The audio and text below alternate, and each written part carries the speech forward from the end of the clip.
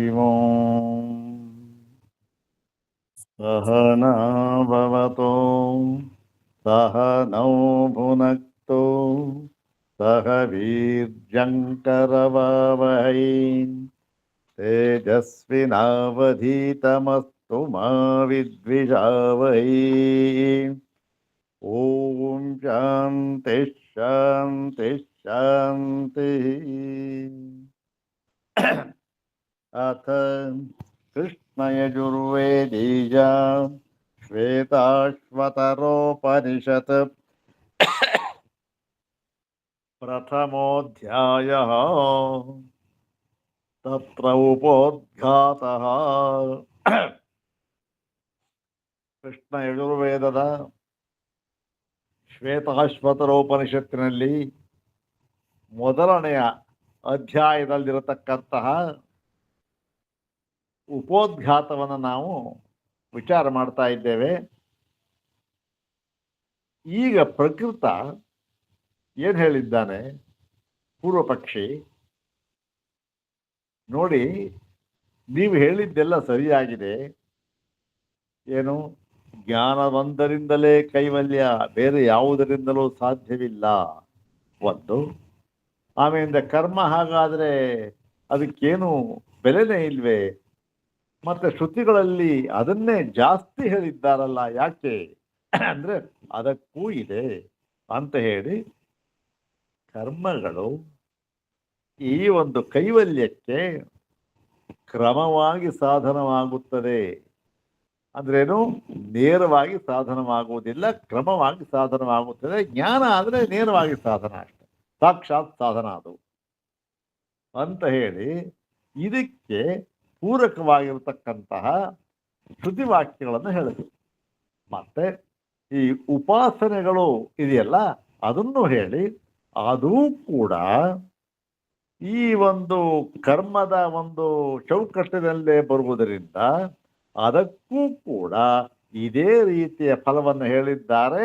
ಆದರೂ ಕೂಡ ಅಲ್ಲಿ ಏನು ಹೇಳಿದ್ದಾರೆ? ಎಲ್ಲ ಉಪಾಸನೆಗಳಿಗೆ ಈ ಒಂದು ಮೋಕ್ಷ ಕೈವಲ್ಯವನ್ನು ಹೇಳಿದ್ದಾರಾದರೂ ಕೂಡ ಅದು ಏನು, ಕೇವಲ ಆಪೇಕ್ಷಿಕವಾದ ಕೈವಲ್ಯ ಅಂತ ಹೇಳಿ, ಮುಖ್ಯವಾದ ಕೈವಲ್ಯ ಅಲ್ಲ ಎಂಬುದಾಗಿಯೂ ಕೂಡ ಅವರು ಹೇಳಿದ್ದಾರೆ. ಅದನ್ನು ಕೂಡ ಸಿದ್ಧ ಮಾಡಿದ್ದಾಯಿತು. ಈಗ ಆಯಿತು ಸ್ವಾಮಿ, ಇಷ್ಟೆಲ್ಲ ಇತ್ತಲ್ಲ, ಈಗ ಈ ಜೀವನ ಕಥೆ ಏನು? ಕೈವಲ್ಯ ಆಯಿತು, ಯಾರು ಉಪಾಸನೆ, ಕರ್ಮ ಅಥವಾ ಜ್ಞಾನ ಯಾವುದೇ ಆಗಲಿ, ಅದನ್ನು ಮಾಡಬೇಕಾದವನು ಯಾರು? ಮಾಡಬೇಕಾದವನು ಮುಮುಕ್ಷುವಾದವನು ಮಾಡ್ತಾನೆ. ಏನು, ಕೈವಲ್ಯಕ್ಕಾಗಿ ಪ್ರಯತ್ನವನ್ನು ಮುಮುಕ್ಷುವಾದವನು ಮಾಡ್ತಾನೆ. ಆ ಮುಮುಕ್ಷು ಯಾರು? ಮುಮುಕ್ಷು ಅವನೊಬ್ಬ ಜೀವವುಳ್ಳವನು ಹೌದಾನೆ. ಹಾಗಾಗಿ ಜೀವತ್ವ ಅಂತಕ್ಕಂಥದ್ದನ್ನು ನಾವು ಒಪ್ಕೊಳ್ಳೇಬೇಕು. ಇದು ಯಾರಿದ್ದನ ಮಾಡೋರು? ಪರಮಾತ್ಮ ನಿರ್ವಿಕಾರಿ, ನಿಷ್ಕ್ರಿಯ. ಇವರು ಮಾಡ್ತಕ್ಕಂಥ ಜೀವ. ಆದ್ದರಿಂದ ಜೀವತ್ವವನ್ನು ಒಪ್ಪಿಕೊಳ್ಳಬೇಕು ಅಂತ ಹೇಳಿದಾಗ ಅದಕ್ಕೆ ಹೇಳಿದ್ದು, ನೋಡಿ, ಮುಂಚೆ ಜೀವತ್ವವು ಪಾರಮಾರ್ಥಿಕವಾಗಿ ಇದೆ ಅಂತ ಆಗಿಬಿಟ್ಟಿದ್ದರೆ ಆಗ ಒಪ್ಕೊಳ್ಳೋದು ಬಿಡೋದು ಎಲ್ಲ ಪ್ರಶ್ನೆ ಬರ್ತಾ ಇತ್ತು. ಈಗ ನಾವು ಏನು ಹೇಳ್ತಾ ಇದ್ದೇವೆ ಅಂತಂದ್ರೆ, ಈ ಜೀವತ್ವ ಅಂತ ಏನಿದೆ, ಅದೇನಿದೆ, ಕೇವಲ ಭ್ರಾಂತಿ ರೂಪದಿಂದ ತೋರ್ತಾ ಇರ್ತದೆ. ಮತ್ತೆ ಅದು ಕೇವಲ ಮಾಯೆಯಿಂದ ತೋರ್ತಾ ಇದೆ ಅಷ್ಟೇ. ನಿಜವಾಗಿಯೂ ಕೂಡ ಪಾರಮಾರ್ಥಿಕವಾಗಿಯೂ ಕೂಡ ಇವನಿಗೆ ಜೀವತ್ವ ಅಂತಕ್ಕಂಥದ್ದೇ ಇಲ್ಲ. ಯಾವಾಗ ಇಲ್ಲ? ಜ್ಞಾನವಾದ ಮೇಲೆಲ್ಲೋ ಇಲ್ಲ. ಸರಿ ಸ್ವಾಮಿ, ಇಲ್ಲ, ಜ್ಞಾನವಾದ ಮೇಲೆ ಅಷ್ಟೇ ಅಲ್ಲ, ಜ್ಞಾನವಾದುದಕ್ಕಿಂತ ಮುಂಚೆಯೂ ಕೂಡ ಇವನಿಗೆ ಜೀವತ್ವ ಇಲ್ಲ. ಆದರೆ ನಮಗೆ ತೋರ್ತಾ ಇದೆಯಲ್ಲ ಅಂತಂದ್ರೆ ಅದಕ್ಕೆ ಒಂದರಲ್ಲೊಂದು ಅವಿದ್ಯೆ, ಪರಮಾತ್ಮ ಮತ್ತು ಜೀವಾತ್ಮ ಇವೆರಡಕ್ಕೂ ಕೂಡ ಒಂದನ್ನೊಂದು ಇದು ಅದು ಮತ್ತೆ ಅದು ಇದು ಇತರೇತರ ಭಾವ. ಹೀಗೆ ಇತರೇತರ ಭಾವದಿಂದ ತಿಳಿಯತಕ್ಕಂಥದ್ದೇ ಆಗಿದೆ. ಅದನ್ನೇನು? ಅದೇ ಅವಿದ್ಯೆ. ಅದೇನು? ಅದಕ್ಕೆ ಇನ್ನೊಂದು ಹೆಸರು ಅಧ್ಯಾಸ ಅಂತ ಹೇಳ್ತಾರೆ. ಆಯ್ತು. ಇದಕ್ಕೇನು? ಇದಕ್ಕೆ ಶ್ರುತಿವಾಕ್ಯಗಳು ಬೇಕಾದಷ್ಟಿದೆ. ಏನು? ಅಧ್ಯಾಸವೇ ಈ ಜೀವತ್ವಕ್ಕೆ ಕಾರಣವಾಗಿದೆ. ಅಧ್ಯಾಸದಿಂದ ಮಾತ್ರ. ಆದರೆ ಪಾರಮಾರ್ಥಿಕವಾಗಿ ಜೀವತ್ವ ಅಂತಲೇ ಇಲ್ಲ. ಜೀವತ್ವ ಅಂತಲೇ ಇಲ್ಲದೆ ಇದ್ದೇನೆ ಜೀವಿ ಅಂತಕ್ಕಂಥ ಯಾರು? ಜೀವ ಅಂತಕ್ಕಂಥ ಇದು ಏನು? ಅಜ್ಞಾನದಿಂದ ಮಾತ್ರ ತೋರ್ತಾ ಇರತಕ್ಕಂಥದ್ದು ಅಧ್ಯಾಸ ಅಂತ ಹೇಳಿ. ಈಗ ಪೂರ್ವ ಪಕ್ಷಿ ಪ್ರಕೃತ ಅದನ್ನು ಹೇಳಿದ ಹಿಂದಿನ ಪಾಠದಲ್ಲಿ. ಸ್ವಾಮಿ, ಅಧ್ಯಾಸ ಅಂತ ಹೇಳಿದ್ರಿ, ಈ ಜೀವ ಮತ್ತೆ ಪರಮಾತ್ಮನನ್ನ ಆತ್ಮ ಪರಮಾತ್ಮ ಅಂತ ಹೇಳಿದ್ರೆ ನಂದೇನು ಅಭ್ಯಂತರವಿಲ್ಲ. ನೀವು ಈ ಜೀವನನ್ನ ಏನಂತ ಹೇಳಿದ್ರಿ? ನೀವು ಅನಾತ್ಮ. ಒಂದೇ ಒಂದು ಪರಮಾರ್ಥವಾಗಿ ಒಂದೇ ಒಂದು ಆತ್ಮ ಇರತಕ್ಕಂಥದ್ದು ಅದೇ ಪರಮಾತ್ಮ. ಮತ್ತೆ ಇದು ಮಿಕ್ಕಿದ್ದೆಲ್ಲವೂ ಕೂಡ ಅವುಗಳನ್ನ ಆತ್ಮ ಅಂತ ಹೇಳೋದಕ್ಕಾಗೋದಿಲ್ಲ. ಒಂದೇ ಒಂದು ಇರುವಾಗ ಒಂದೇ ತತ್ವ ಇರತಕ್ಕಂಥದ್ದು. ಆಗ ಪರಮಾತ್ಮ ಅಂತ ಅನ್ನೋದು ಹೊಂದೋದಿಲ್ಲ. ಕೇವಲ ಆತ್ಮ ಅಂತ ಹೇಳಿದ್ರೆ ಸಾಕು. ಎರಡಿದ್ದಾಗ ಇಲ್ಲರಿ ಇದು ಪರಮಾತ್ಮ ಇದಲ್ಲ ಅಂತ ಹೇಳ್ಬೋದಾಗಿತ್ತು. ಎರಡಿಲ್ವೇ ಇಲ್ಲಲ್ಲ. ಆದ್ದರಿಂದ ಪರಮಾತ್ಮ ಅಂತ ಉಪಚಾರಕ್ಕಾಗಿ ಹೇಳ್ಬಹುದೇ ಹೊರತು ಕೇವಲ ಆತ್ಮ. ಆಯ್ತು. ಆತ್ಮ ಅಂತ ಒಂದು ತತ್ವ ಆದ ಮೇಲೆ ಈಗ ನಾವು ಅನುಭವಿಸ್ತಾ ಇರತಕ್ಕಂಥದ್ದು ಮತ್ತೆ ಕ್ರಿಯಾ ಕಾರಕ ಫಲಾತ್ಮಕವಾಗಿರತಕ್ಕಂಥ ಇವೆಲ್ಲ ಇದೆಯಲ್ಲ, ಇದು ಯಾವುದಿದು? ಇದು ಜೀವ ತಾನೆ. ಈ ಒಂದು ಜೀವ ಅಂತಕ್ಕಂಥದ್ದು ಏನಾಯ್ತು ಅಲ್ಲಿಗೆ? ಪರಮಾತ್ಮ ನಿಷ್ಕಲ ನಿಷ್ಕ್ರಿಯ ಶಾಂತ. ಇವನು ಎಲ್ಲವನ್ನೂ ಮಾಡ್ತಾ ಇದ್ದಾನೆ. ಕರ್ತೃವೋ ಇವನೇ, ಭೋಕ್ತೃವೋ ಇವನೇ, ಎಲ್ಲವೂ ಇವನೇ. ಅಲ್ಲಿಗೆ ಏನಾಯ್ತು? ಇವನಿಗೂ ಅವನಿಗೂ ಕೂಡ ಏನು? ಅತ್ಯಂತ ವಿರುದ್ಧ ಸ್ವಭಾವ. ಅವನು ನಿಷ್ಕ್ರಿಯ, ಇವನು ಸಕ್ರಿಯ. ಅವನು ನಿರುಪಾಧಿಕ, ಇವನು ಸೋಪಾಧಿಕ. ಅವನು ಸದಾ ಮುಕ್ತ, ಇವನು ಸದಾ ಬದ್ಧ. ಎರಡು ಕೂಡ ಒಂದಕ್ಕೊಂದಕ್ಕೆ ಈ ಒಂದು ವಿರೋಧ ಅಂತಕ್ಕಂಥದ್ದು ಪೂರ್ತಿಯಾಗಿಯೂ ಕೂಡ ವಿರೋಧ. ಒಂದು ಸ್ವಲ್ಪ ಅಲ್ಲ, ಪೂರ್ತಿಯಾಗಿ. ಹೀಗಿರುವಾಗ ಅಧ್ಯಾಸ ಹೇಗೆ ಸ್ವಾಮಿ ಸಾಧ್ಯ? ಯಾವಾಗ ಅಧ್ಯಾಸ ಸಾಧ್ಯ? ಸಾದೃಶ್ಯ ಅಂತಕ್ಕಂಥದ್ದು ಇರಬೇಕು ಎರಡು ವಸ್ತುವಿನಲ್ಲಿ. ಹಗ್ಗದಲ್ಲಿ ಹಾವು ತೋರ್ತಾ ಇದೆ, ಎಲ್ಲರಿಗೂ ತೋರ್ತಾ ಇದೆ ಅಂತ ಹೇಳಿ ಅದು ಈ ಸ್ವಾಭಾವಿಕ ಅಧ್ಯಾಸ ಆಗಿದೆ. ಅಲ್ಲಿ ಹಗ್ಗದಲ್ಲಿ ಹಾವಿನ ಅಧ್ಯಾಸವಾಗಿದೆ. ಒಪ್ಕೊಳ್ತಕ್ಕಂಥ ಮಾತು ಒಪ್ಕೊಳ್ತೇವೆ.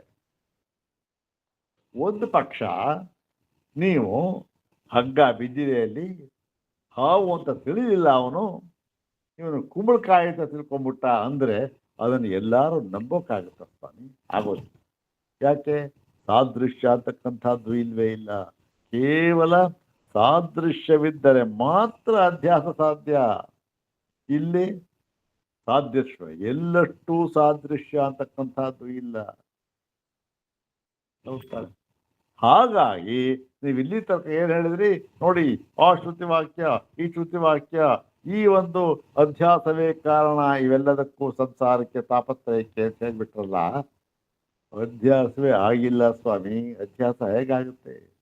ಪರಮಾತ್ಮನಿಗೂ ಜೀವಾತ್ಮನಿಗೂ ಅಧ್ಯಾಸ ಆಗೋದು ಸಾಧ್ಯವೇ ಇಲ್ಲ. ಒಂದಕ್ಕೊಂದಕ್ಕೂ ಅತ್ಯಂತ ವಿರುದ್ಧ ಸ್ವಭಾವ ಇಬ್ಬರದು ಕೂಡ ಅಂತ ಹೇಳಿದಾಗ, ಇಲ್ಲಪ್ಪ ನೋಡು ಇದ್ರಲ್ಲಿ ಹಾಗಿಲ್ಲ. ಆದರೂ ಕೂಡ ನೀನು ಹೇಳಿದ್ದು ಸರಿಯಾಗಿದೆ, ನಾವು ಅದನ್ನು ಒಪ್ಕೊಳ್ಳೋದಿಲ್ಲ ಅಂತ ಅಲ್ಲ, ಖಂಡಿತ ಒಪ್ಕೊಳ್ತೇವೆ. ಆದರೂ ಕೂಡ ಅನುಭವದಲ್ಲಿ ಏನಾಗಿದೆ? ಅನುಭವದಲ್ಲಿ ಈ ಜೀವತ್ವ ಅಂತಕ್ಕಂಥದ್ದು ಇದೇ ಇದೆ, ಅನುಭವಿಸ್ತಾನೆ ಇದೆ. ಹೀಗಾಗಿ ನಹಿ ದೃಷ್ಟೇ ಅನುಪಪನ್ನಂ ನಾಮ. ತೈತ್ರಿಯದಲ್ಲಿ ಸುಮಾರು ಸರಿ ಹೇಳಿದ್ದಾರೆ ಈ ವಾಕ್ಯನ ಆಚಾರ್ಯರು. ಏನು ಅಲ್ಲಪ್ಪ, ಕಣ್ಣಿಗೆ ಕಾಣ್ತಾ ಇದೆ, ಕಣ್ಣಿಗೆ ಕಾಣ್ತಾ ಇರೋದನ್ನ ಇದು ಓಹೋ ಇದು ಹೊಂದುವುದಿಲ್ಲ ಅಂತ ಹೇಗಪ್ಪ ಹೇಳ್ತಾ ಇದೆಯಾ? ಅನುಭವಕ್ಕೆ ಬರ್ತಾ ಇದೆ, ಕಣ್ಣಿಗೆ ಕಾಣ್ತಾ ಇದೆ, ಅಂತಃಕರಣಕ್ಕೆ ಗೋಚರವಾಗ್ತಾ ಇದೆ. ಇಷ್ಟೆಲ್ಲ ಆಗುವಾಗ ಓಹೋ ಇದು ಸಾಧ್ಯ ಹೇಗೆ ಹೇಳೋಕ್ಕಾಗತ್ತೆ? ಆದ್ದರಿಂದ ಹೀಗೆ ಶ್ರುತಿ ಅನುಭವಯೋಹೋ, ಅನುಭವ ಬಲಿಯಾನ್. ಶ್ರುತಿ ಮತ್ತು ಅನುಭವ ಇವೆರಡರಲ್ಲಿ ಎರಡೇ ತಗೊಂಡಾಗ ಶ್ರುತಿಗಿಂತಲೂ ಬಲವತ್ತರವಾಗಿರ್ತಕ್ಕಂಥದ್ದು ಅನುಭವ ಅಂತಕ್ಕಂಥದ್ದು. ಒಂದು ಪಕ್ಷ ಶ್ರುತಿ ವಾಕ್ಯಗಳು ಅನುಭವಕ್ಕೆ ಹೊಂದದೇ ಇದ್ದರೆ ನಾವು ಅದನ್ನು ಸ್ವೀಕರಿಸುವುದಿಲ್ಲ ಅಂತ ನೀವೇ ಹೇಳಿದ್ರಲ್ಲ ಸ್ವಾಮಿ. ಹಾಗಾಗಿ ಅನುಭವಕ್ಕೆ ಬರ್ತಾ ಇದೆ ಜೀವತ್ವ ಅಂತಕ್ಕಂಥದ್ದು ಜೀವತ್ವ ಇದೆ ಅಂತ ಹೇಳ. ಅದಕ್ಕೆ ಇಲ್ಲಪ್ಪ, ಅದಕ್ಕೆ ಶ್ರುತಿ ವಾಕ್ಯ ನೋಡಿ ಈ ಥರ ಹೇಳ್ತಾ ಇದೆ, ಈ ಥರ ಹೇಳ್ತಾ ಇದೆ ಅಂತಕ್ಕಂಥ ಶ್ರುತಿ ವಾಕ್ಯ ಹೇಳ್ಕೊಂಡು ಬಂದಿದ್ದಾರೆ. ಅದರದ್ದೇ ಈಗ ಮುಂದುವರಿದ ಭಾಗ. ಯಾಕೆಂದ್ರೆ ಆ ಶ್ರುತಿ ವಾಕ್ಯ ಪ್ರಮಾಣ ವಾಕ್ಯ ಇದೆಯಲ್ಲ, ಅದನ್ನು ಒಂದೊಂದು ಹೇಳಿಲ್ಲ, ಬೇಕಾದಷ್ಟು ಆಕರಗಳಿಂದ ಇದನ್ನು ತೆಗೆದುಕೊಂಡಿದ್ದಾರೆ. ರಿಸೋರ್ಸಸ್ ಬೇಕಾದಷ್ಟು ರೆಫರೆನ್ಸ್ ಕೊಟ್ಟಿದ್ದಾರೆ, ರಿಸೋರ್ಸ್ ಇದೆ ತಗೊಂಡಿದ್ದಾರೆ. ಹಾಗಾಗಿ ಇದು ಮುಗುದಿಲ್ಲ, ಇನ್ನೂ ಕೂಡ ಅದನ್ನು ಮುಂದುವರಿತಾನೆ ಇದ್ದಾರೆ. ಏನು ನೋಡಪ್ಪ, ಒಂದು ಕಂಡಿದೆ, ಆದರೂ ಕೂಡ ಅಧ್ಯಾಸವೇ ಇದಕ್ಕೆ ಕಾರಣ, ತಪ್ಪು ತಿಳುವಳಿಕೆಯೇ ಕಾರಣ ಅಂತಕ್ಕಂಥದ್ದನ್ನ ಹೇಳಿದ್ದಾರೆ ಅಂತಂತೇಳಿ ಅದರ ಮುಂದುವರೆದ ಭಾಗ. ಇಲ್ಲಿ ಅದಕ್ಕೆ ಸಮರ್ಥನೀಯ ಆಗಿ ಈ ಕೆಲವು ಈ ಗೀತಾ ವಾಕ್ಯ ಹೇಳಿದ್ರು, ಮತ್ತೆ ಪುರಾಣ ವಾಕ್ಯವನ್ನು ಹೇಳಿದ್ರು. ಬ್ರಾಹ್ಮ ಪುರಾಣದಲ್ಲಿ ವಾಕ್ಯವನ್ನು ಹೇಳಿದ್ರು, ಈಗ ಅದನ್ನೇ ಮುಂದುವರಿಸ್ತಾ ಇದ್ದಾರೆ. ಈ ಬ್ರಾಹ್ಮ ಪುರಾಣದ ಭಾಗವೇ ಇದು, ಅದನ್ನು ಮುಂದುವರಿತಾ ಇದು ಅದಕ್ಕೆ ಪ್ರಮಾಣ ವಾಕ್ಯ ಹೇಳ್ತಾ ಇದೆ. ನೋಡೋಣ ಇವತ್ತು. ಸರ್ವೋಪಾಧಿಷು ಇದು ಆಭಾತಿ ಪರಮಾತ್ಮಾಪಿ ಸರ್ವೋಪಾಧಿಷು ಸಂಸ್ಥಿತಃ ದ್ವೈತ ಭ್ರಾಂತಿರವಿದ್ಯಾಖ್ಯ ವಿಕಲ್ಪೋ ನ ಚ ತತ್ತಥಾ. ಆಭಾತಿ ಪರಮಾತ್ಮಾಪಿ, ಈಗ ಪರಮಾತ್ಮನ ಇರ್ತಕ್ಕಂಥವನು ಒಬ್ಬನೇ ಇರ್ತಕ್ಕಂಥದ್ದು, ಏಕಮೇವಾದ್ವಿತೀಯ. ಅವನು ಹೇಗಿದ್ದಾನೆ? ಸರ್ವೋಪಾಧಿ ರಹಿತ ಅಯಮಾತ್ಮ, ಸರ್ವೋಪಾಧಿ ರಹಿತಂ ಇದಂ ಬ್ರಹ್ಮ. ಹಾಗಿದ್ದರೂ ಕೂಡ ಏನಾಗಿದೆ? ಆಭಾತಿ ಈ ಪರಮಾತ್ಮನೇ ಸರ್ವೋಪಾಧಿ, ಎಲ್ಲ ವಿಧವಾದ ಉಪಾಧಿಗಳಿಂದಲೂ ಕೂಡ ಕೂಡಿದವನಂತೆ ನಮಗೆ ತೋರ್ತಾ ಇದ್ದಾನೆ.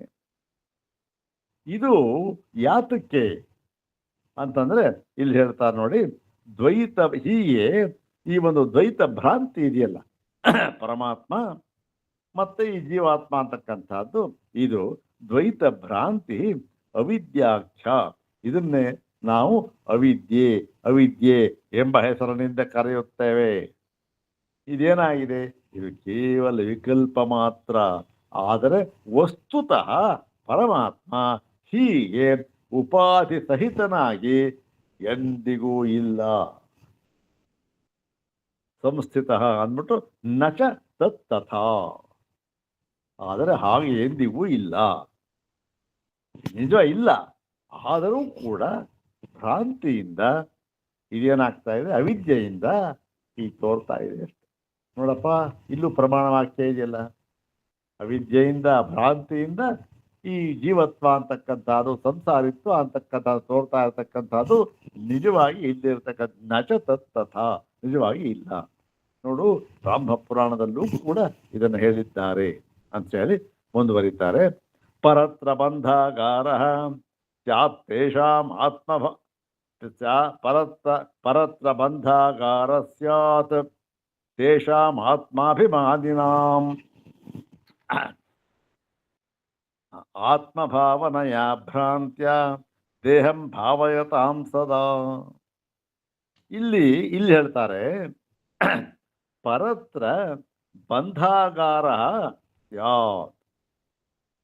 ಇದು ಬಂಧಾಗಾರ. ಬಂಧಾಗಾರ ಅಂದ್ರೇನು? ಬಂಧಕ್ಕೆ ಆಕರವಾಗಿರ್ತಕ್ಕಂಥದ್ದು. ಇದು ಇರ್ತಕ್ಕಂಥದ್ದೇ ಕೇವಲ ಬಂಧ ಅಂತಕ್ಕಂಥದ್ದು. ಇದಕ್ಕೆ ಇದು ಬಂಧ ಆಕಾರವಾಗಿದೆ, ಬಂಧಕ್ಕೆ ಆಶ್ರಯವಾಗಿದೆ. ಇದು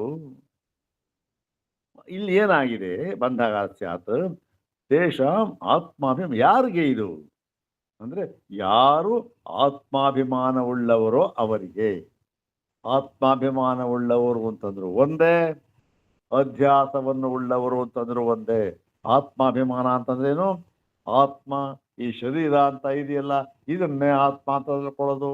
ನಾನು ಅಂತ ಇದ್ದೇನೆ, ಅದು ಜೀವ ಮಾಡ್ತಾ ಇರ್ತಕ್ಕಂಥದ್ದು ಎಲ್ಲ ಕೆಲಸವನ್ನ, ಅವನನ್ನೇ ನಾನು ಪರಮಾತ್ಮ ಅನ್ಕೊಂಡ್ಬಿಡೋದು. ಹೀಗೆ ಶರೀರವನ್ನೇ ದೇಹಾತ್ಮ ಭಾವ ಇದೆಯಲ್ಲ, ಅದು ಅದು ಏನಾಗಿದೆ? ಬಂಧಾಗಾರ ಸ್ಯಾತ್. ಅದು ಹೇಳಿಲ್ಲ, ಬಂಧಕ್ಕೆ ಕಾರಣವಾಗಿದೆ ಅಷ್ಟೇ, ಬಂಧಕ್ಕೆ ಆಶ್ರಯವಾಗಿದೆ. ಆಗಾರ ಆಶ್ರಯವಾಗಿದೆ. ಯಾರಿಗೆ? ಆತ್ಮಾಭಿಮಾನಿನಾಂ. ಯಾರು ಅಧ್ಯಾಸವನ್ನ ಉಳ್ಳವರಾಗಿ, ಆತ್ಮ ಮತ್ತೆ ಅನಾತ್ಮ ಇವೆರಡರಲ್ಲೂ ಕೂಡ ಅಧ್ಯಾಸವನ್ನು ಮಾಡಿಕೊಂಡಿದ್ದಾರೆ ಅವರಿಗೆ. ಮತ್ತು ಆತ್ಮಭಾವನೆಯ ಭ್ರಾಂತ್ಯ ದೇಹಂ ಭಾವಯತಾಂ ಸದಾ. ದೇಹವನ್ನ ಅಂದ್ರೆ ನಾನು, ಆತ್ಮಭಾವನೆ ನಾನು, ನನ್ನ ಸ್ವರೂಪ ಇದು ಅಂತ ತಿಳ್ಕೊಂಡು ಯಾವಾಗಲೂ ಕೂಡ ಈ ಅಧ್ಯಾಸದ ಮೂಲಕವಾಗಿ ವ್ಯವಹಾರ ಮಾಡ್ತಾ ಇದ್ದಾರೆ. ನೋಡಪ್ಪ, ಇಲ್ಲೂ ಹೇಳಿದ್ದಾರೆ ಅಧ್ಯಾಸ ಆಗಲ್ಲ ಅಂತಾನೆ ಹೇಳಿದ್ರು, ಸರಿ, ಸಾದೃಶ್ಯ ಇಲ್ಲ ಅಂತ, ಆದರೂ ಕೂಡ ವಸ್ತು ಸ್ಥಿತಿ ಆಗಿದೆ ಅಂತ ಇಲ್ಲೂ ಹೇಳ್ತಾ ಇದೆ. ಮತ್ತು ಆಪ್ರಜ್ಞಮಾದಿ ಮಧ್ಯಾಂತೈ ಭ್ರಮಭೂತೈಸ್ತ್ರಿಭಿಸ್ತದಾ ಜಾಗ್ರತ್ ಸ್ವಪ್ನ ಸುಷುಪ್ತೈಸ್ತು ಛಾದಿತಂ ವಿಶ್ವತೈಜಸಂ. ಇಲ್ಲಿ ಈ ಮಾಂಡವ್ಯ ಹೇಳಿರ್ತಕ್ಕಂಥ ಒಂದು ಸೂಚನೆಯನ್ನ ಇಲ್ಲಿ ಕೊಡ್ತಾ ಇದ್ದಾರೆ. ಏನು? ಆಪ್ರಜ್ಞಂ ಆದಿ ಮಧ್ಯಾಂತೈ. ಆದಿ, ಮಧ್ಯ ಮತ್ತೆ ಅನಂತ, ಅಂತ ಕೊನೆ. ಮೊದಲು ಮತ್ತೆ ಮಧ್ಯ ಮತ್ತೆ ಕೊನೆ ಅಂತ ಏನು ಸ್ಥಿತಿ ಇದೆ, ಅದು ಏನಾಗಿದೆ? ಅದು ಜಾಗೃತ್ತು, ಸ್ವಪ್ನ, ಸುಷುಪ್ತಿ. ಇದು ಹೀಗೆ ಮೂರು ಇದೆಯಲ್ಲ, ಇದು ಭ್ರಮಭೂತೈ ತ್ರಿಭಿ ಸದಾ. ಈ ಅವಸ್ಥೆಗಳು ಅಂತ ಅನ್ನುವುದೇ ಮುಂಚೆ ಭ್ರಮೆ. ಪರಮಾತ್ಮ ಹೇಗಿದ್ದಾನೆ? ಅವಸ್ಥಾರಹಿತಂ ಬ್ರಹ್ಮ. ಅವಸ್ಥಾರಹಿತ ಅವನು. ಹೀಗಿದ್ದರೂ ಕೂಡ ಈಗ ನಾವು ಇಲ್ಲಿ ಈ ಒಂದು ಮೂರು ಅವಸ್ಥೆಗಳನ್ನು ಆರೋಪ ಮಾಡಿಕೊಂಡು ಮತ್ತೆ ಏನ್ ಮಾಡಿದ್ದಾರೆ? ಅದಕ್ಕೆ ಜಾಗೃತ್ತು, ಸ್ವಪ್ನ, ಸುಷುಪ್ತಿ ಅಂತ ಹೇಳಿ ಅದನ್ನ ಛಾದಿತಂ, ಈ ಒಂದು ಆ ಪರಮಾತ್ಮ ಇದ್ದಾನಲ್ಲ, ಅವನು ಛಾದಿತಂ, ಆವರಿಸಲ್ಪಟ್ಟಿದ್ದಾನೆ. ಯಾವುದರಿಂದ? ಈ ಮೂರು ಅವಸ್ಥೆಗಳಿಂದ. ಈ ಮೂರು ಅವಸ್ಥೆಗಳಿಂದ ಆವರಿಸಲ್ಪಟ್ಟಿದ್ದಾನೆ ಅಂದ್ರೇನು? ಆವರಿಸ್ಕೊಂಡ್ಬಿಟ್ಟಿದೆ ಅಂತ ಅಲ್ಲ. ಪರಮಾತ್ಮನೇ ಜಾಗೃತಿನಲ್ಲಿ ವಿಶ್ವಾತ್ಮನಾಗಿಯೂ, ಸ್ವಪ್ನದಲ್ಲಿ ತೈಜಸಾತ್ಮನಾಗಿಯೂ, ಮತ್ತು ಸುಷುಪ್ತೆಯಲ್ಲಿ ಪ್ರಾಜ್ಞಾತ್ಮನಾಗಿಯೂ ತೋರಿಕೊಳ್ಳುತ್ತಾರೆ ಅಂತ ಇಷ್ಟ ಅರ್ಥ ಆಯ್ತು. ಮತ್ತು ತೋರ್ಕೊಳ್ಳೋದು ಯಾದಕ್ಕೆ? ಹೇಗೆ? ಇದು ಭ್ರಮಭೂತ. ಮೂರು ಭ್ರಮಭೂತಿ, ಭ್ರಮಕ್ಕೆ ಒಳಗಾಗಿ ಇದನ್ನು ಮಾಡ್ಕೊಳ್ತಾ ಇದ್ದಾರೆ. ಮತ್ತೆ ಮುಂದುವರಿತಾ ನೋಡಿ. ಸ್ವಮಾಯಯ ಸ್ವಮಾತ್ಮಾನಂ ಮೋಹಯೇ ದ್ವೈತ ರೂಪಯ ಗುಹಾಗತಂ ಗುಹಾಗತಂ ಸ್ವಮಾತ್ಮಾನಂ ಲಭತೇಟ ಸ್ವಯಂ ಹರಿಂ ಅಂತಕ್ಕಂಥ. ಇಲ್ಲಿ ಸ್ವಮಾಯಯ ಸ್ವಂ ಆತ್ಮಾನಂ. ಸ್ವಮಾಯಯ ಅಂದ್ರೆ ಏನು? ತನಗಿಂತ ಭಿನ್ನವಲ್ಲದ ಈ ಒಂದು ಮಾಯೆಯಿಂದ, ಮಾಯೆಯಾದರೂ ಕೂಡ ಏನಾಗಿದೆ? ತನಗಿಂತ ಭಿನ್ನವಾಗಿ ಇಲ್ಲ. ತನ್ನ ಸ್ವರೂಪಕ್ಕಿಂತ ಯಾವ್ದು ಆತ್ಮಸ್ವರೂಪ, ಅದಕ್ಕಿಂತ ಭಿನ್ನವಾಗಿ ಯಾವ ಮಾಯೆ ಅಂತಲೂ ಕೂಡ ದ್ವೈತ ರೂಪದಲ್ಲಿ ಇಲ್ಲ. ಹಾಗಿದ್ದರೂ ಕೂಡ ತನ್ನ ಒಂದು ಇದು ಸ್ವಮಾಯ, ತನ್ನ ಮಾಯೆ ಸ್ವಂ ಆತ್ಮಾನಂ, ತನ್ನ ಒಂದು ಸ್ವರೂಪವನ್ನ ಏನು? ಮೋಹಯೇತ್ ಅದ್ವೈತ ರೂಪಯ. ಈ ಅದ್ವೈತ ರೂಪ ಎಂಬುದಾಗಿ ಈ ಒಂದು ಇದೆಯಲ್ಲ, ಜೀವನ ಒಂದು ರೂಪ, ಅದೊಂದು ಸಂಸಾರಕ್ಕೆ ಒಳಪಟ್ಟ ರೂಪ, ಅವೆಲ್ಲ ಅಂದ್ರೇನು? ದ್ವೈತ ಅನುಭವ ಇದೆಯಲ್ಲ, ಇದನ್ನೇ ಅದ್ವೈತ ರೂಪಯ. ಓಹೋ, ಇದೇ ಸರಿ, ಇದೇ ಪರಮಾರ್ಥ, ಇದೇ ಸ್ಥಿತಿ, ಇದೇ ಮೋಕ್ಷ ಅಂತ ತಿಳ್ಕೊಂಡು ಏನ್ ಮಾಡ್ತಾನೆ? ಹೇಗೆ ಮಾಡ್ತಾನೆ ಅಂದ್ರೆ ಸ್ವಮಾಯೆಯ ಅಂದ್ರೆ ಈ ಒಂದು ಮಾಯೆಯಿಂದ ಏನ್ ಮಾಡ್ತಾನೆ, ಏನ್ ತಿಳ್ಕೊಂಡು ಏನಾಯ್ತು ಅಂದ್ರೆ ಗುಹಾಗತಂ ಸ್ವಮಾತ್ಮಾನಂ, ತನ್ನ ಸ್ವರೂಪ ಗುಹಾಗತಂ ಅಂದ್ರೇನು, ಹೃದಯ ಗುಹೆಯಲ್ಲಿ ಬುದ್ಧಿ ಗುಹೆಯಲ್ಲಿ ಅಡಕವಾಗಿರತಕ್ಕಂಥ ತನ್ನ ಸ್ವರೂಪವನ್ನ ಲಭತೇಜ ಸ್ವಯಂ ಹರಿಂ, ತನ್ನ ಒಂದು ಇದೆಯಲ್ಲ ಅದನ್ನ ಲಭತೇಜ ಸ್ವಯಂ ಹರಿಂ, ತಾನು ಆ ಒಂದು ಹರಿಯೇ. ಹರಿ ಅಂತಂದ್ರೆ ಇಲ್ಲಿ ನೋಡಿ, ಇವೆಲ್ಲ ಈ ಹರಿ ಅಂತಕ್ಕಂಥದ್ದು ಈ ಸೂತ್ರ ಭಾಷ್ಯದಲ್ಲಿ ಅಥವಾ ಸೂತ್ರದಲ್ಲಿ ಉಪನಿಷತ್ತುಗಳಲ್ಲಿಯೂ ಕೂಡ ಬಹುತೇಕ ಇದು ಪ್ರಯೋಗವಾಗಿ ಇಲ್ಲೇ ಇರತಕ್ಕಂಥ ಶಬ್ದಗಳು. ಹರಿ ಅಂತಾಗಲಿ, ಹರಿ ಅಂತಂದ್ರೆ ಇಲ್ಲಿ ಏನಾದ್ರು ಇರಲಿ, ಆ ಮಹಾಲಕ್ಷ್ಮಿಯ ಒಂದು ಅಧಿಪತಿ ಹಾಗೆ ಆ ಥರ ಎಲ್ಲೂ ಇಲ್ಲ, ಇಲ್ಲಿ ಹಾಕಿದ್ದಾರೆ, ಇರಲಿ ನೋಡೋಣ ಯಾವುದಿದು. ಇದು ಹೇಳಿ ಕೇಳಿ ಇದೇನು ಯಾವ ಇದ್ರ ವಾಕ್ಯವಲ್ಲ, ಇದು ಯಾವುದು, ಇದು ಬ್ರಾಹ್ಮ ಪುರಾಣದಲ್ಲಿ ಬಂದಿರತಕ್ಕಂಥ ವಾಕ್ಯ ಇದು. ಅದರಿಂದ ಪುರಾಣದಲ್ಲಿ ಇವೆಲ್ಲ ಇರುತ್ತೆ, ಹರಿ ವಿಷ್ಣು ವಾಯು ಇವೆಲ್ಲ ಪುರಾಣ ದೇವತೆಗಳಿವರೆಲ್ಲ ಹೌದು ತಾನೆ, ಹಾಗಾಗಿ ಹಾಕಿದ್ದಾರೆ ಅಷ್ಟೆ. ಮತ್ತು ಈ ಮೋಹ ಇದೆಯಾ, ಮೋಹದಿಂದ ಇವನು ತನ್ನ ರೂಪವನ್ನ ಅನ್ಯಥಾ ಭಾವಿಸ್ಕೊಂಡು ಏನ್ ಮಾಡ್ತಾನೆ, ಆ ಗುಹಾಂ ಪ್ರವಿಷ್ಟಂ ಆತ್ಮ, ಆ ಗುಹೆಯಲ್ಲಿರ್ತಕ್ಕಂಥ ತನ್ನ ಒಂದು ಆತ್ಮನನ್ನ ಅವನು ಇದನ್ನು ಕಳೆದುಕೊಂಡು ಲಭತೆ ಪಡೆಯುತ್ತಾನೆ. ಅಧ್ಯಾಸ ಹೋಗ್ಬಿಟ್ಟು ಅಂತಂದ್ರೆ ಜೀವತ್ವ ಅಂತಕ್ಕಂಥದ್ದು ಇರೋದಿಲ್ಲ. ಮತ್ತೆ ವ್ಯೋಮ್ನಿ ವಜ್ರಾನಲಾಜ್ವಾಲ ಕಲಾಪೋ ವಿವಿಧಾಕೃತಿ ಆಭಾತಿ ವಿಷ್ಣು ಸೃಷ್ಟಿಶ್ಚ ಸ್ವಭಾವೋದ್ವೈತ ವಿಸ್ತರ. ಇಲ್ಲೂ ಅಷ್ಟೇ ವಿಷ್ಣು ಸೃಷ್ಟಿ ಅಂತ ಕಾಳಿ ಅವನು ವಿಷ್ಣು ಅಂತ ಮಾಡಿದ್ದಾರೆ, ಇರಲಿ ಪುರಾಣದಲ್ಲಿ ಹೇಳಿರ್ತಕ್ಕಂಥ ಮಾತು ಆಗ್ಬೋದು. ವ್ಯೋಮ್ನಿ ಅಂದ್ರೆ ಆಕಾಶದಲ್ಲಿ ಏನಿದು ವಜ್ರಾನಲ ಜ್ವಾಲ ಅಂದ್ರೆ ಹೊಳೆದಿರತಕ್ಕಂಥ ಮಿಂಚು. ಆಕಾಶ ವಜ್ರಾನಲ ಅಂದ್ರೆ ಅನಲ ಅಂದ್ರೆ ಒಂದು ಮಿಂಚು, ಬೆಂಕಿ. ವಜ್ರಾನಲ ಅಂದ್ರೆ ಅದು ಮಿಂಚು ಅಂತ ಅರ್ಥ. ವಜ್ರಾನಲ ಅಂದ್ರೆ ಮಿಂಚು. ಆ ಮಿಂಚು ಹೊಳೆಯುತ್ತಲ್ಲ ಅದು ಜ್ವಾಲೆ, ಮಿಂಚಿನ ಜ್ವಾಲೆ ಹೊಳೆಯುತ್ತಲ್ಲ ಅದು ಕಲಾಪು. ಆ ಒಂದು ಮಿಂಚು ಹೊಳೆಯೋದು ಅಂತಕ್ಕಂಥದ್ದು ವಿವಿಧಾಕೃತಿ. ಅದಕ್ಕೇನು ಆಕಾರ ಇದೆಯಾ, ಈ ವಿಚಿತ್ರವಾಗಿ ನಮಗೆ ತೋರುತ್ತೆ ಮಿಂಚು ಅಂತ. ಫಳ ಅಂತ ಹೊಳೆಯುತ್ತಲ್ಲ, ಏನೇನೋ ಇದು ಸರಳ ರೇಖೆ, ವಕ್ರರೇಖೆ, ಹಾಗೆ ಏನೇನೋ ಬಹಳವಾದ ರೂಪದಿಂದ ತೋರ್ತಾ ಇರ್ತಕ್ಕಂಥದ್ದು ವಿವಿಧಾಕೃತಿ. ಅದೇ ರೀತಿ ಆಭಾತ ವಿಷ್ಣು ಸೃಷ್ಟಿಶ್ಚ, ಈ ವಿಷ್ಣುವಿನ ಸೃಷ್ಟಿಯೂ ಕೂಡ ಅದೇ ರೀತಿ ಏನಾಗಿದೆ, ಸ್ವಭಾವದಿಂದಲೇ, ಯಾವ ಪ್ರಯತ್ನವಿಲ್ಲ, ಸ್ವಭಾವದಿಂದಲೇ ದ್ವೈತ ವಿಸ್ತರ ಅದೇನು ನಾನಾ ವಿಧವಾಗಿ ದ್ವೈತ ರೂಪದಿಂದ ಹರಡಿ ಕಾಣ್ತಾ ಇದ್ರೆ ಮಾಭಾತಿ ತೋರ್ತಾ ಇದೆ. ಹಾಗೆ ಮಿಂಚು ನಾನಾ ರೂಪದಿಂದ ತೋರುತ್ತೋ ಅದಕ್ಕೆ ಒಂದು ಆಕಾರ ಅಂತ ಇದೆಯಾ ಮಿಂಚಿಗೆ? ಏನೇ ವಿಚಿತ್ರವಾದ ಆಕಾರ ಪಡೆಯುತ್ತೆ ಅದು ಮಿಂಚನ್ನು ನೋಡಿದಾಗ. ಹಾಗೆ ಈ ಒಂದು ವಿಷ್ಣುವಿನ ಸೃಷ್ಟಿ ಕೂಡ ವಿಚಿತ್ರವಾದ ಒಂದು ರೂಪದಿಂದ ವಿಸ್ತಾರವಾಗಿ ಹರಡಿಕೊಂಡಿದ್ದು ದ್ವೈತ. ಮತ್ತೆ ಶಾಂತೆ ಮನಸಿ ಶಾಂತಶ್ಚ ಘೋರೆ ಮೂಢೇ ಚ ತಾದೃಶಃ ಈಶ್ವರೋ ದೃಶ್ಯತೆ ನಿತ್ಯಂ ಸರ್ವತ್ರ ನತು ತತ್ವತಃ. ಇನ್ನು ಈಶ್ವರ ಎಲ್ಲಲ್ಲಿದ್ದಾನೆ? ಅಯ್ಯೋ, ಯಾರಲ್ಲೂ ಇದ್ದಾರೆ. ಶಾಂತವಾದ ಮನಸ್ಸಿನಲ್ಲಿ, ಮತ್ತೆ ಶಾಂತಶ್ಚ ಶಾಂತವುಳ್ಳವರಲ್ಲಿ, ಘೋರೆ ಮೂಢೆ ಭಯಂಕರ ಆಗಿರ್ತಕ್ಕಂಥವರು, ಅಜ್ಞಾನಿಗಳು, ಎಲ್ಲ ಈ ಎಲ್ಲ ರೂಪದಿಂದಲೂ ಕೂಡ ಈಶ್ವರ ಏನಾಗಿದ್ದಾನೆ ನಮಗೆ ತೋರ್ತಾ ಇದ್ದಾನೆ. ಯಾರೋ ಒಬ್ಬರು ಸನ್ಯಾಸಿ ಕೊಂಡ್ರಿ, ಓಹೋ ಏನಪ್ಪ ಪರಮಶಾಂತ ಸ್ವರೂಪರು.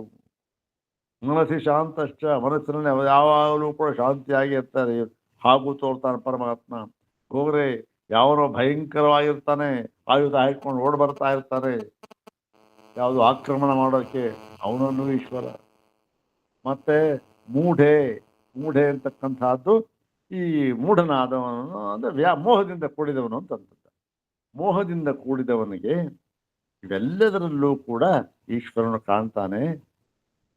ಆದರೆ ಏನಾಗಿದೆ, ಸರ್ವತ್ರ ದೃಶ್ಯತೆ ಅಪಿ, ಹೀಗೆ ತೋರಿದರೂ ಕೂಡ ನತು ತತ್ವತಃ ಪರಮಾರ್ಥವಾಗಿ ಇವನು ವಿಷ್ಣು ಇದ್ದಾನಲ್ಲ, ಅವನು ಯಾವ ರೂಪದಿಂದಲೂ ಇಲ್ಲ. ಇದು ಆದರೂ ಕೂಡ ತೋರ್ತಾ ಇರ್ತಕ್ಕಂಥದ್ದು ಅಂತ ಅನ್ನೋದು ನಮ್ಮ ಒಂದು ಅವಿದ್ಯೆಯಿಂದ ತೋರ್ತಾ ಇರ್ತಾರೆ ಅಂತ ಇಲ್ಲೂ ಅದನ್ನೇ ಹೇಳಿದ್ದಾರೆ ತತ್ವತಃ. ಅಂದ್ರೆ ಮತ್ತು ಲೋಹ ಮೃತ್ಪಿಂಡ ಹೇಮ್ನಾಂ ಚ ವಿಕಾರೋ ರಚ ವಿದ್ಯತೆ ಚರಾಚರಾಣಾಂ ಭೂತಾನಾಂ ದ್ವೈತತಾ ನಚ ಸತ್ಯತಃ.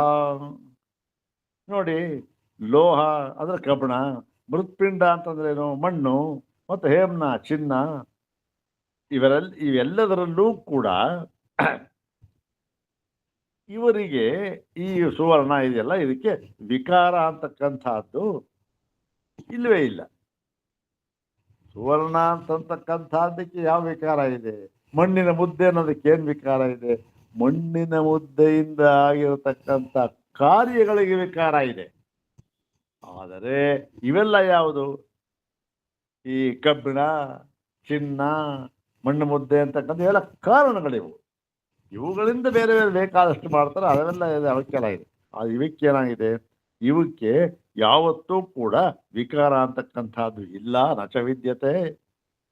ಅದೇ ರೀತಿ ಚರಾಚರಾಣಾಂ ಭೂತಾನಾಂ, ಈ ಚರ ಮತ್ತೆ ಅಚರ, ಸ್ಥಾವರ ಜಂಗಮ ರೂಪವಾಗಿರತಕ್ಕಂಥ ಎಲ್ಲ ಭೂತಗ್ರಾಮಗಳಲ್ಲಿಯೂ ಕೂಡ ಈ ಒಂದು ದ್ವೈತತ, ಅದೇನು ದ್ವೈತ ಅಂದರೆ ಹುಟ್ಟು ಸಾವು, ಈ ಥರ ದ್ವೈತ ಭಾವ, ಸುಖ ದುಃಖ ಇವೆಲ್ಲ ಅನುಭವಿಸ್ತಾ ಇದ್ದಾನ. ಆದರೂ ಕೂಡ ನಚ ಸತ್ಯತಃ, ಪರಮಾರ್ಥವಾಗಿ ಸತ್ಯವಾಗಿ ಇದು ಯಾವುದೂ ಕೂಡ ಇಲ್ಲ ಅಂತಕ್ಕಂಥ. ಮತ್ತೆ ಸ್ವರ್ಗೇತು ಸವರ್ಗೇತು ನಿರಾಧಾರೇ ಚೈತನ್ಯಾತ್ಮನಿ ಸಂಸ್ಥಿತ ಅವಿದ್ಯಾದ್ವಿಗುಣಾಂ ಸೃಷ್ಟಿಂ ಕರೋತ್ಯಾತ್ಮಾವಲಂಬನಾತ್. ಇದೊಂದು ಈ ಸರ್ವಗೆ ಅಂದರೆ ಎಲ್ಲ ಕಡೆಯಲ್ಲಿಯೂ ಕೂಡ ವ್ಯಾಪಿಸಿರತಕ್ಕಂತಹವನು. ಮತ್ತು ನಿರಾಧಾರೆ, ಇವನು ಯಾವ ಆಧಾರ ಅಂತಕ್ಕಂಥದ್ದೇ ಇಲ್ಲ. ಇವನು ಎಲ್ಲದಕ್ಕೂ ಆಧಾರವಾಗಿದ್ದಾನೆ ಅವನಿಗೆ. ಆದರೆ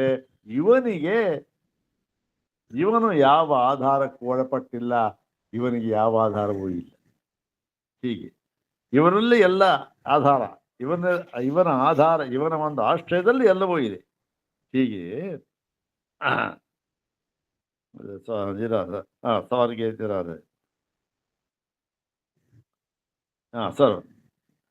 ಸರ್ವಗೆ ಎಲ್ಲ ಕಡೆಯಲ್ಲಿ ವ್ಯಾಪಕತ್ವ ಇದೆ, ನಿರಾಧಾರನಾಗಿದ್ದಾರೆ.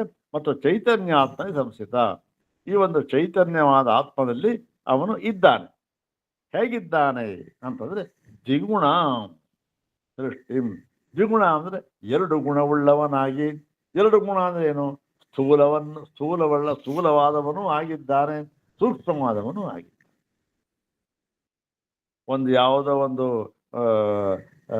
ಕ್ರಿಮಿ ಇರ್ಬೋದು, ಸಣ್ಣ ಒಂದು ಸೊಳ್ಳೆಗಿಂತಲೂ ಸಣ್ಣ ಪ್ರಾಣಿ ಬೇಕಾಗ್ತದೆ ಅದಿರ್ಬೋದು, ಮತ್ತೆ ಬೃಹತ್ತಾಗಿರ್ತಕ್ಕಂಥ ಆನೆ ಇರಬಹುದು. ಏನು ಸ್ಥೂಲವಾಗಿ ನಮ್ಮ ಗೋಚರವಾಗ್ತಾ ಇರತಕ್ಕಂಥ, ಸೂಕ್ಷ್ಮವಾಗಿ ಗೋಚರವಾಗ್ತಕ್ಕಂಥ ಎರಡು ಗುಣ. ಇಲ್ಲಿ ಎರಡು ಗುಣವುಳ್ಳ ಸೃಷ್ಟಿ, ಈ ಥರ ಸೃಷ್ಟಿ ಇದೆ. ಕರೋತಿ ಆತ್ಮಾವಲಂಬನ. ಇವಾಗ ಏನು ಈ ಪ್ರಕಾರದ ಒಂದು ಸೃಷ್ಟಿ ಇದೆಯಲ್ಲ, ಅದು ಆಗ್ತಾ ಇದೆ. ಯಾವುದಕ್ಕೆ? ಆತ್ಮನ ಆಲಂಬನ, ತನ್ನ ಒಂದು ಆಲಂಬನದಿಂದ, ಆತ್ಮದ ಆಲಂಬನದಿಂದ, ಅದಕ್ಕೆ ಆಲಂಬನ ಅಷ್ಟೇ, ಆಲಂಬನದಿಂದ ಆಗ್ತಾ ಇದೆ ಇದು. ಮತ್ತು ಸರ್ಪ ಸ್ಥಿರಜ್ಜುತ ನಾಸ್ತಿ ರಜ್ಜೋ ಭುಜಂಗತ. ಹೀಗಿದ್ದರೂ ಕೂಡ ಏನು ಅವನು ಒಂದು ಸರ್ವಗೆ ಎಲ್ಲ ಕಡೆಯಲ್ಲೂ ವ್ಯಾಪಕನಾಗಿ ನಿರಾಧಾರನಾಗಿದ್ದಾನೆ. ಆದರೂ ಕೂಡ ಇವನು ಅವಿದ್ಯೆಯಿಂದ ದ್ವಿಗುಣಾಂ ಸೃಷ್ಟಿ, ತನ್ನ ಒಂದು ಎರಡು ವಿಧ ಸ್ಥೂಲ ಸೂಕ್ಷ್ಮ ಸೃಷ್ಟಿಯನ್ನ ಇವನು ಮಾಡ್ತಾ ಇದ್ದಾನೆ ಅಂತ ತೋರುತ್ತೆ.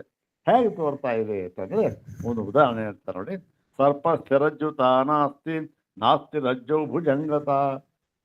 ನೋಡಿ, ಸರ್ಪ ಮತ್ತೆ ಭುಜಂಗ ಅಂತ ಎರಡಿದೆ. ಭುಜಂಗ ಇದ್ದಾಗ ಸರ್ಪ ಇದೆ, ಅದಕ್ಕೆ ಹಗ್ಗದ ಒಂದು ಭಾವ ಅಂತಕ್ಕಂಥದ್ದು ಇಲ್ಲ, ಮತ್ತೆ ಹಗ್ಗಕ್ಕೆ ಸರ್ಪದ ಭಾವವೂ ಇಲ್ಲ. ಹಗ್ಗ ಬಿದ್ದಿರೋದು, ಹಗ್ಗ ಅಂತ ಗೊತ್ತಾಯ್ತು, ಅದಕ್ಕೆ ಸರ್ಪ ಭಾವ ಅಂತ ಅನ್ಕೊತಾರೆ. ಸರ್ಪ ಬಿದ್ದಿರುತ್ತೆ, ಅದನ್ನ ಹಗ್ಗ ಅಂತ ಅನ್ಕೋ. ಅದು ಮತ್ತೆ ಹೀಗೆ ಉತ್ಪತ್ತಿ ನಾಶಯೋರ್ನಾಸ್ತಿ, ಉತ್ಪತ್ತಿ ಮತ್ತೆ ನಾಶ, ಅದರಲ್ಲಿ ಸ್ಥಿತಿನೂ ಸೇರಿಸ್ಕೋಬೇಕು ನಾವು. ಉತ್ಪತ್ತಿ, ಸ್ಥಿತಿ ಮತ್ತು ನಾಶ, ಇವುಗಳಲ್ಲಿ ಏನು ನಾಸ್ತಿ ಕಾರಣಂ ಜಗತ್ತೋಪಿತ. ಇವಕ್ಕೆ ಯಾವ ಒಂದು ಈ ನಾಶಗಳಿಗೆ ಕಾರಣವೇ ಇಲ್ಲ. ಅಂದ್ರೆ ಏನು? ಉತ್ಪತ್ತಿ ನಾಶ ಆಗ್ತಕ್ಕಂಥದ್ದೆಲ್ಲ ಏನು? ದ್ವೈತ ಭಾವನೆ. ಇದೇನು? ಕರ್ತೃತ್ವ. ಹೀಗಿದ್ದರೂ ಕೂಡ ಏನಾಗಿದೆ? ಇದಕ್ಕೆ ಕಾರಣ ಅಂತಕ್ಕಂಥದ್ದು ಯಾವುದೂ ಇಲ್ಲ. ಕಾರಣ ಅಂತಕ್ಕಂಥದ್ದು ಯಾಕಿಲ್ಲ ಅಂದ್ರೆ ಮತ್ತೆ ಓದ್ತಾ ಅದನ್ನೇ ಹೇಳಿದ್ದು ಏನಂತಿಗೆ? ಭ್ರಾಂತಿಯಿಂದ, ಮಾಯೆಯಿಂದ, ಅಧ್ಯಾಸದಿಂದ ಅಂತ ಹೇಳಿ ಇಲ್ಲಿ ಒಂದು ವಿಚಾರನ ಸ್ಪಷ್ಟ ಮಾಡಿದ್ದಾರೆ. ಏನು ಅಂತಂದ್ರೆ ನೋಡಿ, ಇವೆಲ್ಲವೂ ಕೂಡ ಅಧ್ಯಾಸದಿಂದ ಆಗಿದೆ ಅಂತ ಹೇಳಿತ್ತಲ್ಲ, ಇಲ್ಲಿ ಹೇಳಿದ್ರು ಹೀಗೆ ಅಧ್ಯಾಸವಾಗಿರುವುದಕ್ಕೆ, ಈ ಅಧ್ಯಾಸಕ್ಕೆ ಕಾರಣ ಏನು ಅಂತಕ್ಕಂಥದ್ದು ಮಾತ್ರ ಇಲ್ಲ. ಕಾರಣಂ ನಾಸ್ತಿ, ಈ ಕಾರಣ ಅಂತಕ್ಕಂಥದ್ದು ಇಲ್ಲ. ಏನು? ಅನುಭವದಲ್ಲಿ ಸ್ವಭಾವ ತೋರ ಅಷ್ಟೇ. ಇದಕ್ಕೆ ಕಾರಣ ಅಂತ ಇದೆ. ಅಲ್ಲಿ ಏನಾಯ್ತು ಏನ್ರಿ? ಅಧ್ಯಾಸಕ್ಕೆ ಯಾವುದು ಕಾರಣ ಅಂತಕ್ಕಂಥದ್ದು ಇಲ್ಲ. ಇದು ಪುರಾಣ ವಾಕ್ಯ. ಇದು ಈ ಶ್ರುತಿ ವಾಕ್ಯದಲ್ಲಿಯೂ ಕೂಡ ಇದನ್ನು ಹೇಳಿದ್ದಾರೆ, ಸೂತ್ರದಲ್ಲಿಯೂ ಇದೆ, ಮತ್ತೆ ಭಾಷ್ಯದಲ್ಲಿಯೂ ಇದನ್ನು ಹೇಳಿದ್ದಾರೆ. ಇಷ್ಟಾದರೂ ಕೂಡ ಇಲ್ಲಿ ಸ್ಪಷ್ಟವಾಗಿ ಇದ್ದರೂ ಕೂಡ ಏನಾಗಿದೆ? ಇವತ್ತಿನ ದಿವಸ ಇಂದಿನ ಒಂದು ಚಿಂತಕರು ಏನ್ ಮಾಡ್ತಾರೆ? ಈ ಅಧ್ಯಾಸಕ್ಕೂ ಕೂಡ ಕಾರಣವನ್ನ ಕೇಳ್ತಾ ಇದ್ದಾರೆ. ಅಧ್ಯಾಸಕ್ಕೆ ಏನು ಕಾರಣ? ನಾವು ಕಾರಣ ಇಲ್ಲದೆ ಒಪ್ಪೋದಿಲ್ಲ. ಕಾರಣ ಏನ್ರಿ? ಕಾರಣ ಇಲ್ಲಪ್ಪ, ಹಾಗೆ ಹೇಳೋಕ್ಕಾಗಲ್ಲ. ಆಗ ನೀವು ಹೇಳಪ್ಪ ಕಾರಣ ಏನು, ನಾವು ಹೇಳ್ತೇವೆ ಅಂತ ಹೇಳಿ ಈ ಅಧ್ಯಾಸಕ್ಕೂ ಕಾರಣವಾಗಿರತಕ್ಕಂತಹದ್ದು ಇನ್ನೊಂದು ಇದೆ. ಅದೇ ಮೂಲಾವಿದ್ಯಾ ಅಥವಾ ಸ್ವರೂಪಾವಿದ್ಯಾ. ಅದು ಇದೆ ಅಂತಕ್ಕಂಥದ್ದು ಹೇಳಿ ಇಲ್ಲಿ ಆ ಅಧ್ಯಾಸಕ್ಕೂ ಕಾರಣ ಅದು ಆ ಅವಿದ್ಯೆ ಅಂತಿದೆಯಲ್ಲ, ಅದು ಅವಿದ್ಯೆ ಅಂದ್ರೆ ಎರಡು ಕಾರಣವಾದ ಕಾರಣವಿದ್ಯೆ ಬೇರೆ, ಅದನ್ನೇ ಮೂಲಾವಿದ್ಯೆ ಅಂತ ಹೇಳ್ತಾರೆ. ಕಾರ್ಯಾವಿದ್ಯೆ ಅಂತ ಬೇರೆ, ಅದನ್ನೇ ಅಧ್ಯಾಸ ಅಂತ ಹೇಳ್ತಾರೆ ಅಂತ ಹೇಳಿ ಏನನ್ನು ಹೇಳಿದ್ದಾರೆ. ಅದನ್ನ ಇಲ್ಲೇನು ಬೇಡ, ಅದು ಆದರೂ ಕೂಡ ಇಲ್ಲಿ ಸೂಚ್ಯವಾಗಿ ಹೇಳಿದ್ದಾರೆ, ಅಧ್ಯಾಸಕ್ಕೆ ಕಾರಣ ಅಂತ ಇಲ್ಲ ಅಂತ ಹೇಳಿ. ಎಷ್ಟು ಇನ್ನೂ ಬೇಕಾದಷ್ಟು ವಾಕ್ಯಗಳಿದೆ. ಇದು ಮುಂದಿನ ವಾಕ್ಯ ಒಂದಿದೆ, ಅದನ್ನ ನಾಳೆ ನೋಡೋಣ. ಓಂ ಶಾಂತಿ ಶಾಂತಿ ಶಾಂತಿ. ಓಂ ತತ್ಸತ್.